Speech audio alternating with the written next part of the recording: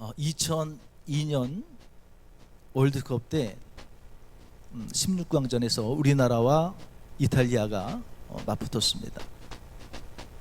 근데 그때 관중석에 응원하는 문구가 하나 떴습니다. 뭐였죠? 꿈은 이루어진다. 오늘 말씀의 주제가 뭐예요? 꿈은 이루어진다. 자, 이 문구를 다시 달리 해석하면 어떤 이런 의미도 있어요. 당시 피파 랭킹 40위권에 있었던 대한민국이 피파 랭킹 10위 안에 있었던 이탈리아하고 싸워서 이긴다. 이거는 그야말로 말 그대로 뭐다? 꿈이라는 얘기예요. 다시 말씀드리면 이길 확률이 희박하다. 희박하다. 세계적으로 많은 축구 팬들이 그 경기를 봤을 겁니다. 그런데 세계적으로 많은 축구 팬들이 그 경기를 보지만 대한민국이 이탈리아를 이길 것이라고 예견하는 사람들은 극히 소수였겠죠. 안 된다는 얘기예요. 거의 안 된다는 얘기입니다. 그런데 중요한 건 뭐예요? 우리가 이겼다는 겁니다. 불가능할 것처럼 보였던 것이 가능으로 바뀌었다는 거예요. 그것뿐만이 아니죠. 우리는 8강에 진출했는데 8강전에 가서도 어쩌면은 이탈리아보다 더 상대하기 어려웠던 스페인, 무적함대라고 불렸던 스페인을 이겼어요. 그리고 4강에 갔습니다. 많은 사람들이 이것은 신화다 그랬어요. 4강 신화를 썼다. 대한민국 축구팀이. 그 무슨 얘기입니까? 현실적으로 이루어지기 어려운 일이 가능하게 됐다는 거예요. 제가 드리고 싶은 말씀은 그겁니다. 현실적으로 이루어지기 어려운 일도 전 국민이 간절히 바라고 원했더니 그것이 현실이 되더란 얘기예요. 그런 일이 일어나더란 얘기입니다. 그런데요, 성경에 보면 그러한 일이 너무 자주 있어요. 할렐루야? 너무 많아요. 예를 들면 성경에서 꿈하면 생각나는 사람이 누구예요? 꿈하면 요셉입니다. 요셉이 어느 날 꿈을 꿉니다. 해와 달과 11별이 자기에게 절을 하는 꿈을 꿔요. 또 꿈을 꿉니다. 형님들의 곡식단이 자기 곡식단에게 절을 하는 꿈을 꿔요. 형님들한테 이야기를 하죠. 형님들이 그렇지 않아도 미운데 왜 미워했어요? 아버지 야곱이 자기들은 다 그냥 보세 옷 입히는데 쟤만 채속 옷 입히거든요. 그러니까 자기들은 그냥 보통 옷 입혔는데 요셉만 유독 사람과 차별대우 받는 거죠. 채색 옷 입히고 좋은 옷 입히는 거예요. 가뜩이나 미웠는데 아니 그러면은 우리가 너희를 섬긴단 말이냐? 네가 우리의 왕이 된단 말이냐? 더 미운 거예요. 죽이기를 결심하죠. 작당을 하죠. 죽이자. 그러면 저 요셉의 꿈이 어떻게 되나 우리가 한번 보자. 그리고 요셉이 형들에게 다가갑니다. 근데 형들이 그래요. 어떤 자가 오는도다? 꿈꾸는 자가 오는도다. 꿈꾸는 자가 오는. 우리가 쟤를 죽이면 그 꿈이 과연 어떻게 되는지 한번 보자. 그리고 죽이기를 작당하는데 큰형 루벤 죽이지 말자. 그래도 우리 혈육이 아니냐. 그래서 깊은 웅덩이에 집어넣어요. 나중에 꺼내줄 속셈이었죠. 그러나 만약에 꺼내주지 못하면 그 깊은 웅덩이라는 얘기는 무슨 얘기냐면 스스로 나올 수 없는 웅덩이라는 얘기예요. 누군가 구해주지 않으면 거기서 굶어 죽을 수도 있고요. 갑자기 광야에는 갑자기 소나기가 오고 막 그러지 않습니까? 그럼 그 웅덩이로 물이 몰려 들어가요. 그럼 익사하는 겁니다. 죽을 수 있는 상황이었어요. 그러나 다행히도 유다에 의해서 팔려가죠. 애굽으로. 보디발 군대 장관 보디발의 집에 노예로 팔려갑니다. 무슨 말씀을 드리고자 합니까? 지금 상황이 어떻게 전개되는 거예요? 요셉의 꿈은 실현되기 어려운 상황 가는 거예요. 어려운 상황으로. 탈출하기도 힘들지만 탈출한다 해도 그 이국말이 고향까지 올 수가 없어요. 너무 멀어요. 그러나 이 요셉은 하나님을 원망하지 않아요. 그 꿈이 실현 불가능하게 됐지만 하나님, 이게 어떻게 된 겁니까? 그 꿈은 무엇입니까? 낙심할 수 있고 실망할 수 있고 하나님을 원망할 수도 있어요. 그러나 요셉은 하나님을 버리지 않습니다. 믿음을 포기하지 않습니다. 무엇을 보면 알 수 있어요? 잘생겼지 않습니까? 여자들은 잘생긴 남자를 좋아하죠. 남자는요, 이쁜 여자를 예. 아무튼 보디발 주인의 아내가 이 요셉을 사모합니다. 그 동침하자고 계속 유혹하는 거예요. 끝까지 유혹하는 거예요. 계속. 그때 이 요셉이 믿음을 보입니다. 그 보디발의 아내에게 이렇게 얘기를 해요. 이 집에는 나보다 큰 이가 없으며 주인이 아무에게도 내게 금하지 아니하였고 금한 것은 당신뿐이니 당신은 그의 아내임이라. 그런즉 내가 어찌 이 큰 악을 행하여 하나님께 죄를 지으리까 그래요. 하나님께 대한 믿음이 있는 거예요, 없는 거예요? 있는 거예요. 하나님 저는요, 비록 현실은 하나님을 믿기 어려운 상황이지만 저는 하나님 포기하지 않습니다. 하나님을 배신하고 난 하나님께 범죄할 수 없습니다. 그런 믿음을 포기하지 않는 거예요. 그 결과 어떻게 되는 거예요? 요셉의 꿈은 실현 불가능할 것처럼 보여졌던 그 꿈은 현실이 되더라는 거예요. 형들이 다 나중에 다 와요. 그리고 그 꿈처럼 요셉 앞에 다 엎드려 절합니다. 불가능한 일들이 가능으로 바뀌더라는 거예요. 이런 일이 있어요. 또 다른 예를 하나 들어보겠습니다. 출애굽기 1장에 보니까 이제 바로가 요셉이 그 애굽의 총리가 되지 않습니까? 그 바로 왕의 총애를 받아요. 그런데 그 왕이 죽어요. 세월이 가니까. 그래서 요셉을 알지 못하는 사람이 왕이 됐다 그렇게 나옵니다. 그런데 요셉을 알지 못하는 사람이 왕이 됐는데 이스라엘 백성들이 그 고센 땅에 와서 살지 않았습니까? 요셉 때에.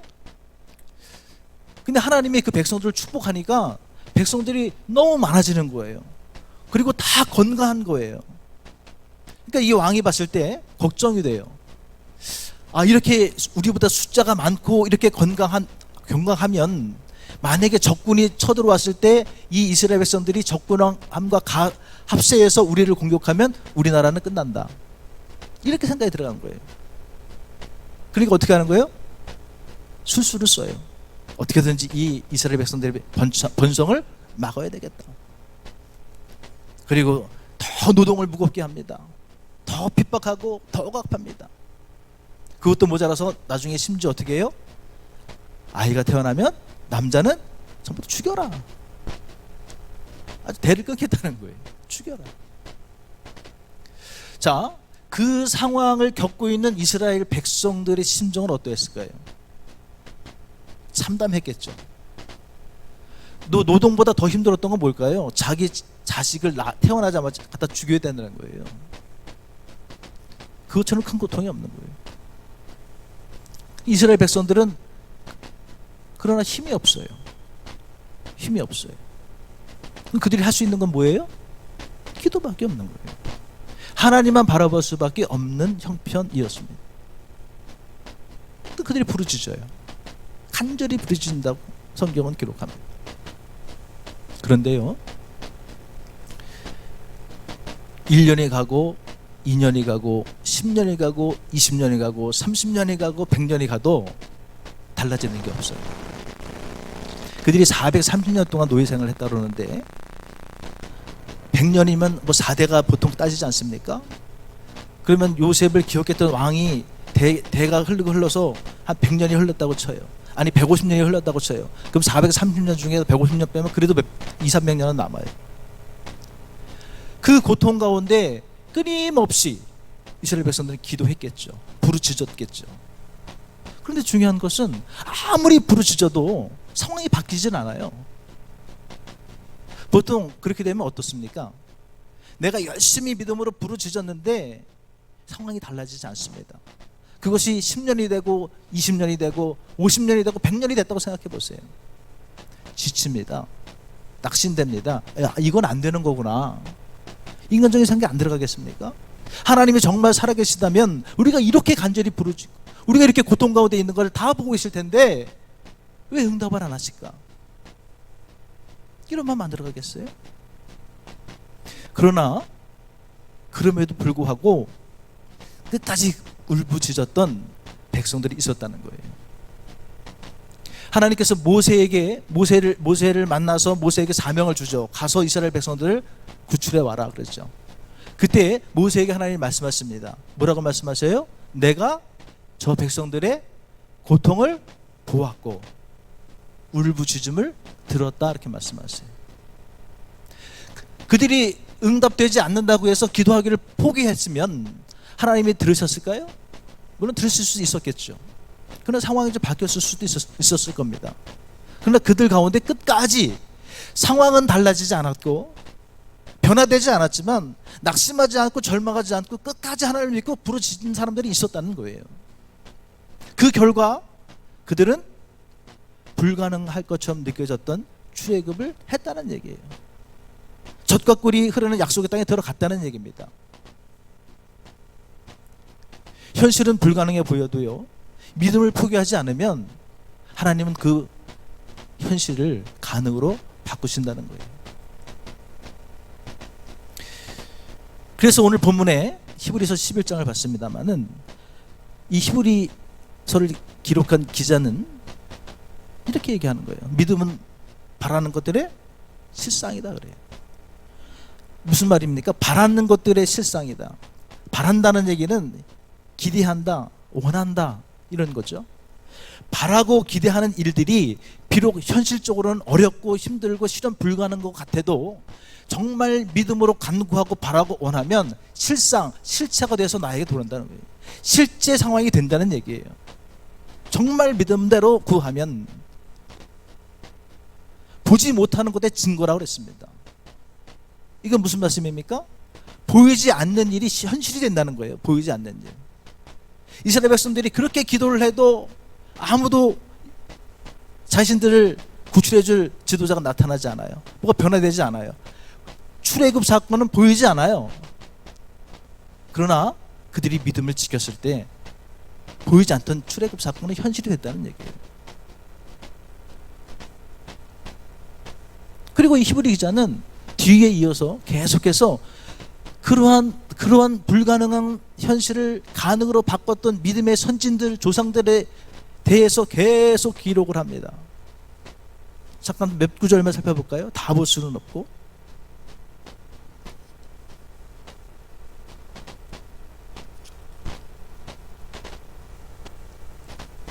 7절 보십니다. 7절. 믿음으로 노아는 아직 보이지 않는 일에 경고하심을 받아 경외함으로 방주를 준비하여 그 집을 뭐 했다고요? 구원하였다. 그 집을 구원하였다.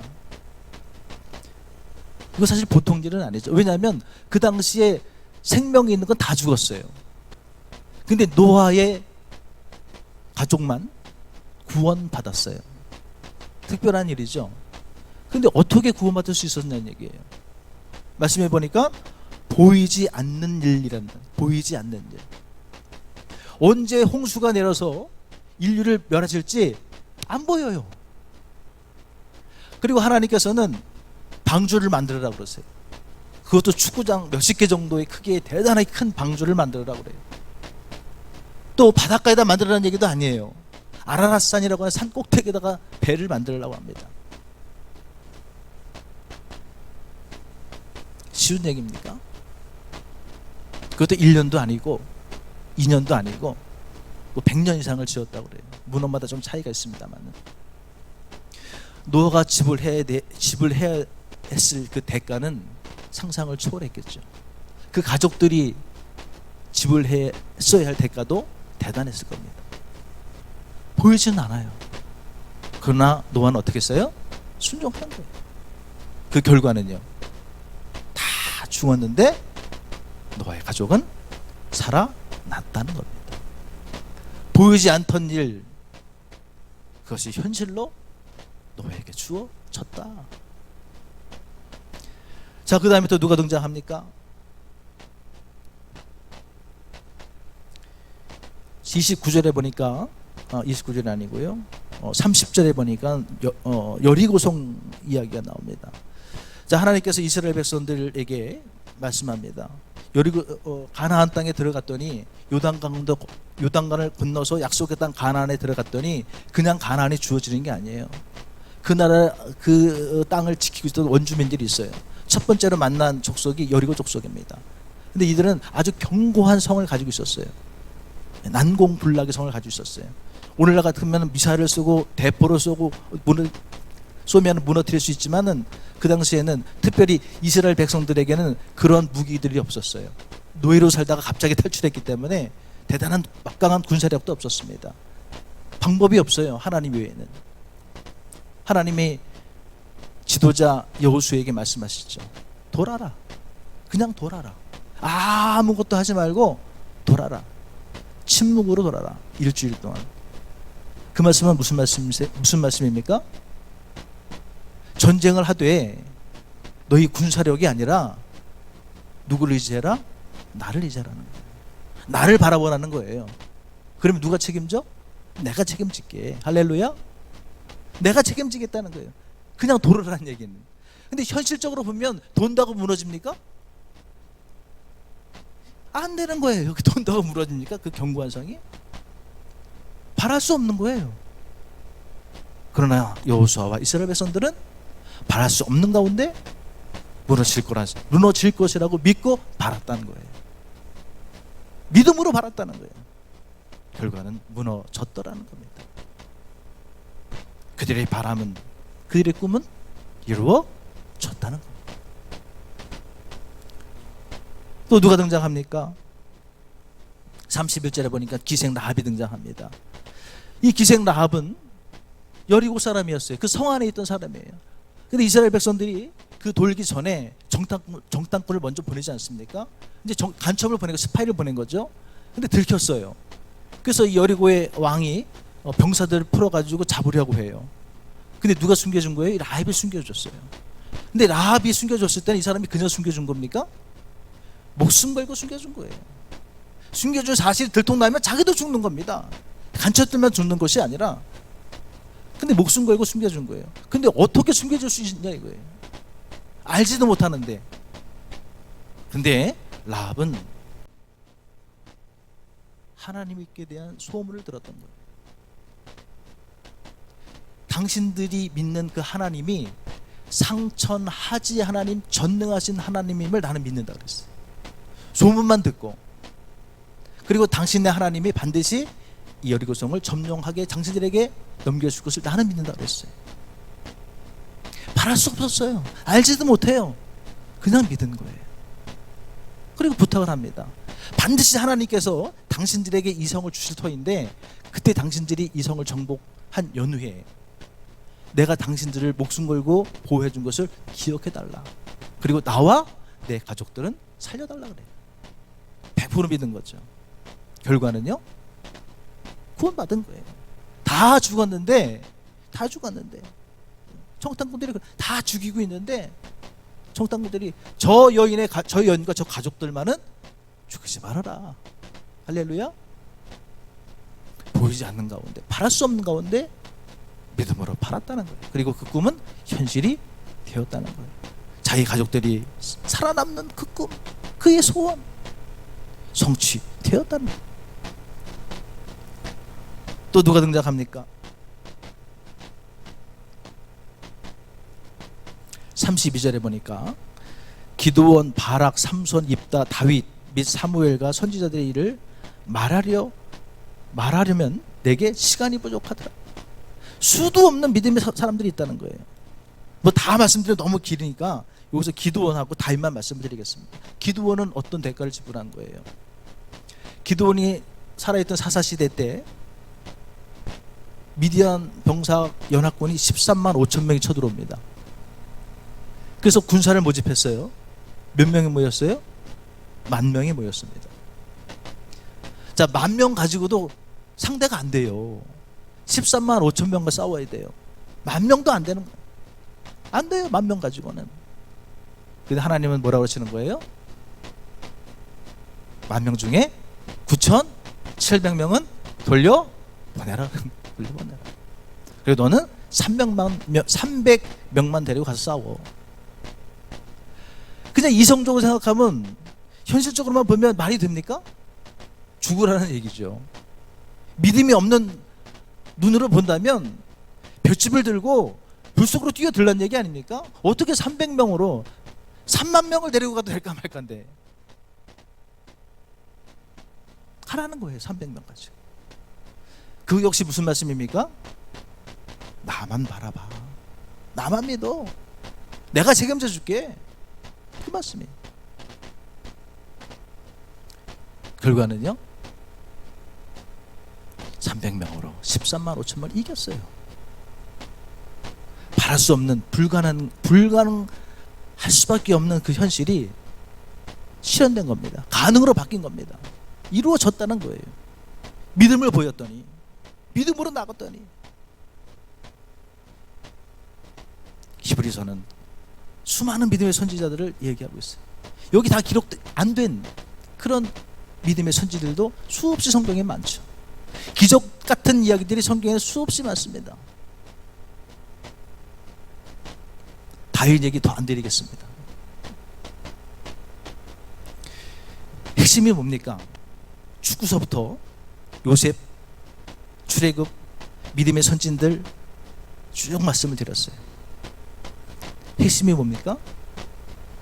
현실은 불가능해 보여도 하나님만 바라보고 믿음을 보이면 꿈은 이루어진다는 얘기예요. 할렐루야. 하나님이 이루어 주신다는 거예요.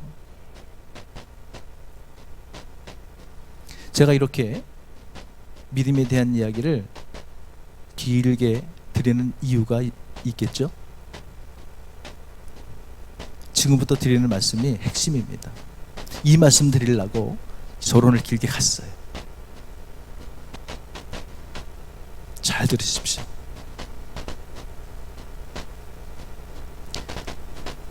우리 저 뭐가 보이십니까? 뭐가 보이세요? 우리의 꿈입니다. 우리의 비전입니다. 하나님께서 우리 교회에게 주신, 하나님께서 저와 여러분들에게 주신 꿈이에요. 우리는 저 꿈을 놓고 꿈을 위해서 날마다 기도합니다. 그런데요, 기도는 대표 기도할 때마다 많이 하시죠. 여러분도 개인적으로 기도 많이 하실 줄 믿습니다. 그런데요, 믿어지십니까? 7년 내에 통일이 돼서 우리가 저 지역에 교회를 시작하게 될 것이라는 것이 믿어지세요? 정말이십니까? 할렐루야. 감사합니다. 근데 제가 이런 얘기를 들었어요. 어떤 분이, 목사님 솔직히 기도는 하는데 현실을 바라보면 70년 동안 통일이 안 되고 있는데 지금 저 김정은이 저렇게 완악하고 강박하게 지금 핵무기 만들어서 전쟁을 하겠다고 저러고 있는데 3대를 넘어서 지금 4대를 해습하겠다고 지금 자기 딸을 데리고 나오고 있는데 솔직히 좀 안 믿어집니다. 기도는 하지만 안 믿어집니다. 어쩌면 그게 합리적인 말일지도 있어요. 믿음의 분량에 따라서 틀린 얘기가 아닐 수도 있어요. 그래서 그 얘기를 듣고 여기에 대한 설교를 해야 되겠구나. 여러분들은 다행히 아니라 다행인데 혹시 그런 마음이 생기시면은요, 하나님을 믿으시기 바랍니다. 제가 쭉 믿음의 선진들에 대해서 말씀을 드렸습니다. 현실은 불가능해 보이지만 믿음을 지켰더니 어떻게 됐어요? 불가능한 현실이 이루어졌다는 거예요. 실체가 됐다는 겁니다. 어쩌면 불가능해 보일 수도 있어요. 그러나 우리가 믿음을 가지고 포기하지 않으면 하나님이 하신 줄을 믿으시기 바랍니다. 하나님이 하신다는 거예요.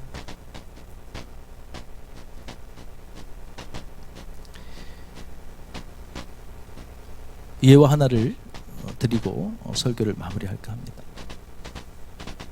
칠보산에서 있었던, 참 정말 하나님이 하셨구나, 이거는 이렇게 설명할 수밖에 없는 일이 있어요. 칠보산에는 지금 칠보산 기도원은 죽었죠. 아시는 분 다 아시겠습니다. 20년 동안 폐허로 저렇게 방치되어 있습니다. 그러나 지금도 여전히 기도하시는 목사님들이 계세요. 그 두 팀이 있습니다. 정말 전역팀이 한 팀이 있고 매일 오르시는 그 평일팀이 있습니다. 거기에는 뭐 짧게는 7에서 8년 정도부터 시작해서 한 30년 가까이 거기서 칠보산 기도하시는 목사님들이 계세요.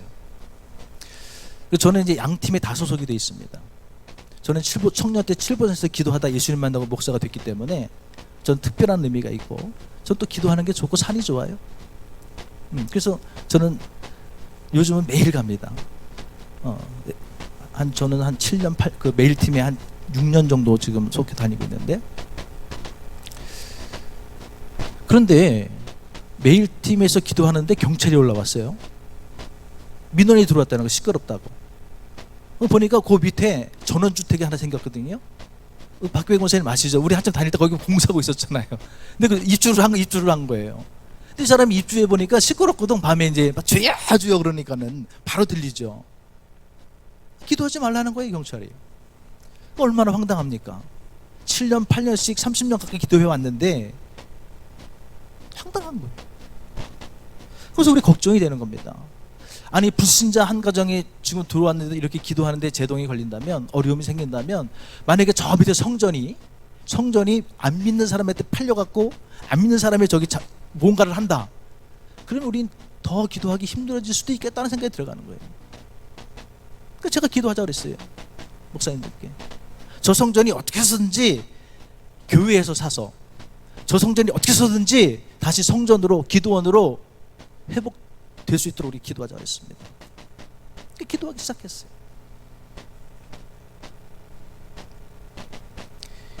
그런데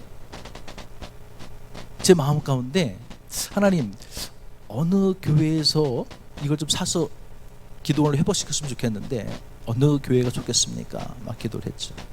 근데 별 반응이 없어요. 그래서 일단은 이게 대략 시세가 어느 정도 되나 좀 궁금해서, 이제 좀 부동산 그 땅 주인이 위탁한 업자가 있습니다. 옥토부동. 그래서 한 10년 전까지만 해도 몇몇 교회들이 흥정을 했대요. 알아보기도 하고. 근데 뭐가 안 맞는 거예요. 가격이 비싸든지 하여튼 뭐가 안 맞는 거예요. 그러니까 10년 전부터는 20년 전에 그게 그 정도 됐는데 아예 알아보는 교회가 없다는 거예요. 그래서 이 옥토부동산도, 목사님, 그분도 교인이에요. 제가 봐도 교회가 이걸 사기는 힘든 것 같습니다. 근데 제가 들은 얘기 있어서 그 양반한테 그렇게 얘기 듣고, 그 매송초등학교 앞에 한송이 부동산이라고 있어요. 거기 가가지고 다시 물어본 거예요. 이거 얼마입니까? 그랬더니 잘 알더라고요, 기도원에 대해서. 그 양반도 거기 터줏대감이더라고요. 근데 원래 위탁받은 사람이 그쪽이기 때문에 자기도 그쪽에 물어봐야 된다는 거예요. 한 달이 건너야 된다. 전화해도 막 물어보더니 한 13억 정도면 될 것 같습니다, 그래요. 한송이 부동산에서. 그래서 그 정도 되는구나. 그리고 지독조를 떼달았더니 지독조를 떼어갖고 필지를 다 이렇게 보여주더라고요. 그 정도를, 가격이 그 정도 되는구나 하고 알고 기도를 계속 합니다. 근데 계속 기도를 하는데 제 마음 가운데 얼굴이 하나 이렇게 떠올라요. 누굴까요? 동탄 시온교회 하근수 감독님 얼굴이 떠오르는 거예요. 아니, 그러면은 이거 감독님한테 갖고 이거 사라고 얘기하라는 뜻인가? 이런 생각이 딱 들어오더라고요. 근데 가서 그런 얘기 하기가 쉬워요, 어려워요? 잘 아는 사이도 아니에요.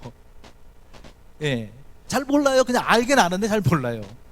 잘못 얘기했다가는 망신당하는 거죠. 어려운 얘기예요. 13억 간단한 돈 아닙니다. 근데 계속 떠올라요. 마음에 부담이 돼요. 에라 모르겠다. 하나님 알아서 하세요. 난 망신당할 각오를 하고 편지를 썼어요. 문자로.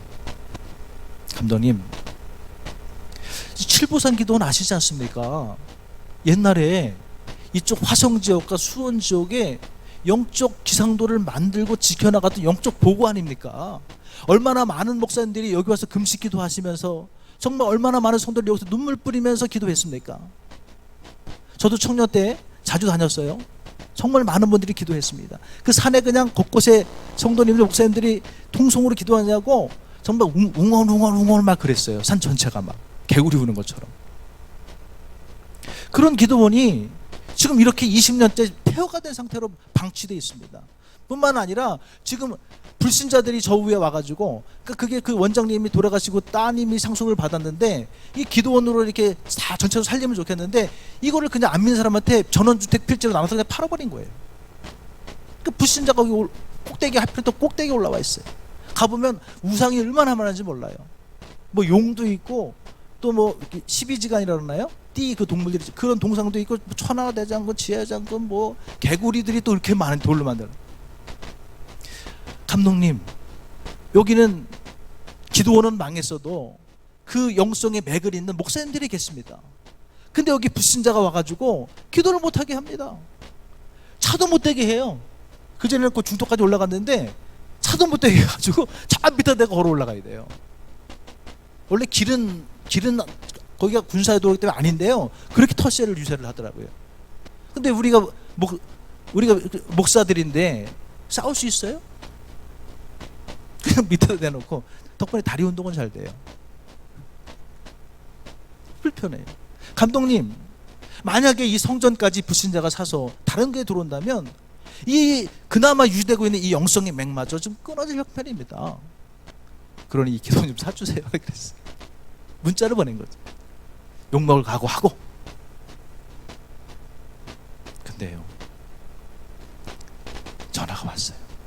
장 목사, 그러면 내가 우리 수석 장로를 보낼 테니 이게 13억 정도 됩니다라고 이제 보낼 테니 같이 가서 부동산 가서 좀 더 자세히 한번 알아봐. 그 수석 장로님 홍순학 장로님인가요? 전화가 왔어요. 그 한송이 부동산 만나자. 갔더니 이제 거기 재정 장로님 같이 오셨더라고요.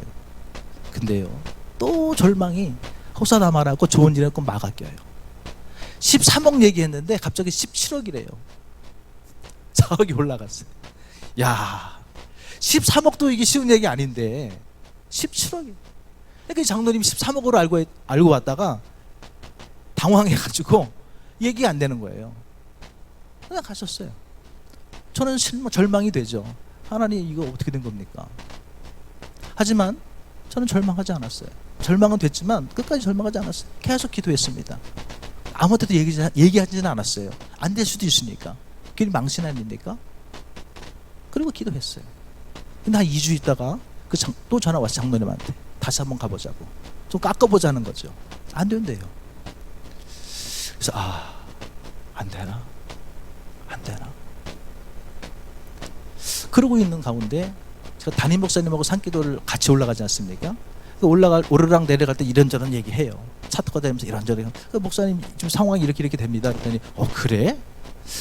그거 너무 비싼데 내가 좀 가서 깎아볼게. 어디야 거기? 어디야 거기? 그리고 한송이 부동산이 있고 옥토 부동산이 있습니다. 그랬더니 그러면 당사자가 어디야? 옥토 부동산인데 거기 가자. 그래서 모시고 갔어요. 옥토 부동산. 이거 너무 비싼 거 아니냐? 13억 얘기했다가 17억은 너무한 거 아니냐? 좀 깎아달라. 내가 가운데서 중개하는 사람인데 깎아달라. 물론 이제 이렇게 과격하게 말씀하신 건 아니지만 그렇게 말씀을 하셨어요.